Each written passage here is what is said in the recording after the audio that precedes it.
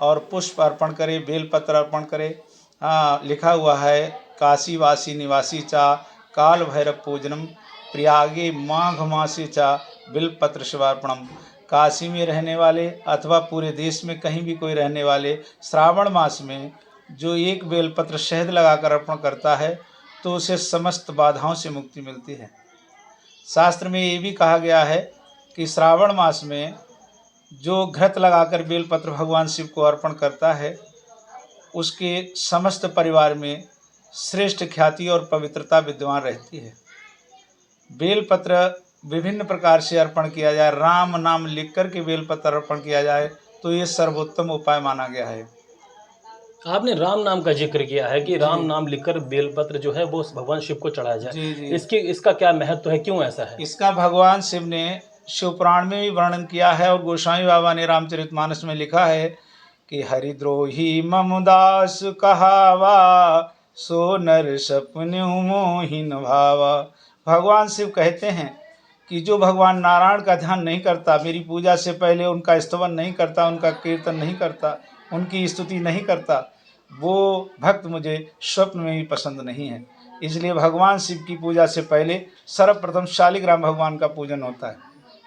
इसलिए राम नाम की महिमा अनगिनत है, अवर्णीय है। भगवान शिव ने भी कहा है हाँ कि सर्वप्रथम भगवान नारायण, भगवान राम, हाँ उनका स्तवन कर मेरा पूजन किया जाए। जो आपने अभी जो चौपाई कही है वो कहीं ना कहीं भगवान राम ने शंकर जी के लिए कही थी कि शिव द्रोही ममदास कहावा तही न सपने मोहि न भावा। कहीं ना कहीं ये राम जी ने शंकर जी के लिए कहा था और आप बता रहे हैं कि भगवान शंकर ने राम जी के लिए कहा। तो कहाँ ये कहाँ तक सच्चाई है? ये उस समय कहा था। ये प्रसंग वहाँ का लिया गया है जब पार्वती माँ ने सीता का रूप धारण किया और भगवान राम से कहा सीता के रूप में मिली, तो वो वहाँ बड़ा पश्चाताप से भगवान शिव के पास पहुँची। तो उन्होंने कहा वो मेरे पिता हैं, एक दूसरे पूरक मानते हैं, वो उनको पिता मानते हैं, वो उनको पिता, वो मेरे पिता हैं। तब उन्होंने कहा था आपने सीता का रूप धारण किया है, आपको उनकी महिमा नहीं मालूम है। हरिद्रोही ममदास कहावा। हरिद्रोही जो भगवान विष्णु का द्रोही है, द्रोह करने वाला, आपने धोखा किया उनके साथ। हरिद्रोही ममदास कहावा सो नर सपने मोहन बाबा। हे प्रिय, आप मेरी धर्म पत्नी हो, अगर मेरा भक्त भी हो वो भी मुझे सपने में भी पसंद नहीं है। ये वर्णन है, ये भगवान शिव ने कहा है। हाँ भगवान शिव ने। कल से सावन शुरू हो रहा है और जो कन्याएं होती, युवतियां होती हैं, शादी के लायक बालिकाएं होती हैं, वो चाहती कहीं ना कहीं उनका मनचाहा वर उन्हें मिले। तो भगवान शिव की कौन सी पूजा उन कन्याओं को, लड़कियों को करनी चाहिए? उनको भगवान शिव का बेलपत्र चढ़ाते हुए दूध अर्पण करें और गोस्वामी बाबा की एक लिखी हुई चौपाई है, अर्पण की गई है कि मन भावत बर मांगहु स्वामी तुम उदार उर्वंतरयामी। भगवान शंकर की ये आराधना है। इस चौपाई में उनका ध्यान करें और बेलपत्र अर्पण करें तो शीघ्र ही उन्हें वर की प्राप्ति होगी। आजकल देखा जाए लोग आर्थिक स्थिति से बहुत जूझ रहे हैं, तंग हैं, और कहा जाता है भगवान शंकर जो हैं उनकी पूजा करने से कहीं ना कहीं धन का लाभ होता है। तो शिव अर्चन, रुद्र अभिषेक लोग कराते हैं, लेकिन किस तरीके से रुद्र अभिषेक कराया जाए, क्या अर्पित किया जाए भगवान शिव को कि उन्हें धन की प्राप्ति हो, लोग कर्जे से मुक्ति पाएँ? देखिए ये बहुत समुद्र है, लेकिन इसमें संक्षिप्त में विशेष पूजन दिए गए हैं जिनमें भगवान शिव को शहद का अभिषेक करने से स्थिर लक्ष्मी प्राप्त होती है। प्रॉपर्टी बनाना हो तो शहद से अभिषेक करें और पवित्रता लाना हो तो घृत से अभिषेक करें। और अगर आपको धनराशि प्राप्त करनी है, नगद रुपए प्राप्त करने हैं और शीघ्र ही आपको ऋण से मुक्ति पानी है तो आप गन्ने के रस से भगवान शिव का अभिषेक करिए। बस 38 ग्राम का पूजन पहले करिए। भगवान विष्णु का पूजन पहले करें, उसके बाद भगवान शिव का पूजन जी करें। जी जी। और कहीं ना कहीं लोग चाहते हैं कि उन्हें पुत्र की प्राप्ति हो, रोग से मुक्ति मिले, तो किस तरीके से पुत्र प्राप्ति और रोग से मुक्ति के लिए? पुत्र प्राप्ति के लिए दूध से अभिषेक करने से पुत्र की प्राप्ति होती है। संतान की प्राप्ति के लिए दूध सर्वोत्तम उपाय है।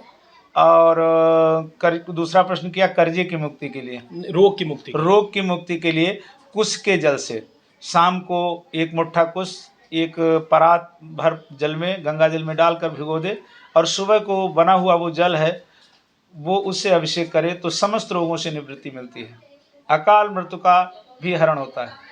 कुछ लोग पूरे मास व्रत नहीं रह पाते हैं, तो छोटा सा एक पंडित जी उपाय बता दीजिए जिससे कि लोग जो कम समय निकाल पाते हैं, नौकरी करते हैं, उनका कम टाइम होता है, तो एक छोटा सा उपाय बता दीजिए जो लोग रोज कर पाएँ और पूरे महीने थोड़ा थोड़ा कर लें।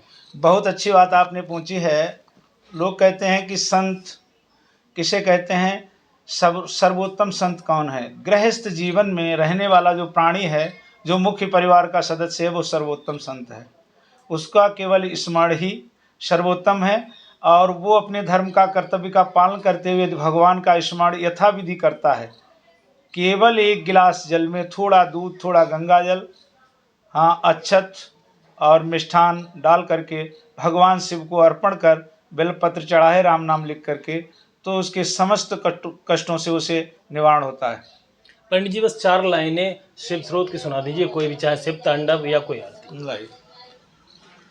हरि ओम महा नमस्ते रुद्रमन्यवतु तैखवी नमः बाहुभ्यां मुतति नमः याति रुद्रशिवः तनुरघोरा अपापकाशनी तया नस्तनवाः सन्तमया गिरिसन्ता विचाकसि या मुखं गिरिसन्तस्ते विवराखि स्तवी शिवं गिरित्रतं कुरुमा हियवंशिः पुरुखं जगत् शिवेन वचसः गिरिसाक्षः वदामसि यदा दक्षवंशुमनासत् अदवूचत् दिवाक्ताः प्रथमो दैव्योभिः अहिश्च सर्वा यतुधानो अद्राची पराशुवः मन्दारमाला कुलितालिकायै कपालमालाङ्कितशेखरायै दिव्याम्बरायै च दिगम्बरायै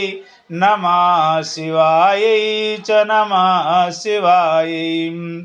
और बोल दें, त्वमादिदेवा पुरुखा पुराण तुमसि वेत्तासि परं निधानं वेत्तासि वेदं च परं च धामं त्वया ततं विश्वमनन्तरूपं वायुर्यमो याग्निवरुणा शशाङ्का प्रजापतिस्त्वं प्रपितामहस्य नमो नमस्तु सहस्रकृत्वा पुनश्च भूयोऽपि नमो नमस्ते पुनश्च भूयोऽपि नमो नमस्ते। शंभि सदाशिवाय नमः। पंडित जी एक आखिरी सवाल है, लोग अपने घर पर रुद्राभिषेक कराएं या मंदिर में कराएं, किसका फल ज़्यादा है, किसके फल की प्राप्ति ज़्यादा है? देखिए, शास्त्रों के अनुसार तो ये कहा गया है कि किसी पवित्र तीर्थ पर अनंत फल, किसी मंदिर में श्रेष्ठ फल, और घर में भी कराने से फल की प्राप्ति होती है। लेकिन रुद्राभिषेक का कर्म जितना भी हो, वो पवित्र सिद्धपीठ स्थान पर कराए तो वहाँ दिव्य लाभ प्राप्त होता है। शास्त्रों का ऐसा मानना है। अपने कष्टों के निवारण के लिए, समस्त भौतिक सुखों की प्राप्ति के लिए किसी पवित्र तीर्थ अथवा सिद्धपीठ स्थान पर, भगवान शिव का जहाँ सिद्धपीठ स्थान हो, वहाँ पर ही रुद्राभिषेक कराना सर्वोत्तम कहा गया है। घर पर कराने का कितना फल मिलता है? अवश्य मिलता है। घर पर कराने का फल अवश्य मिलता है, लेकिन ये श्रेष्ठ सिद्धपीठ अथवा पवित्र तीर्थ पर रुद्राभिषेक करा अनंत गुना फल होता है, सहस्त्र गुना फल होता है। तो ये थे हमारे साथ ज्ञान प्रकाश पांडे जी, जिनका कहना है कि घर पर भी रुद्राभिषेक कराने का फल मिलता है, लेकिन अगर तीर्थ स्थल पर ये रुद्राभिषेक कराया जाता है तो उसका फल ज़्यादा प्राप्त होता है। कैमरा पर्सन पवन दुबे के साथ रोहित पांडे, शाहजहांपुर।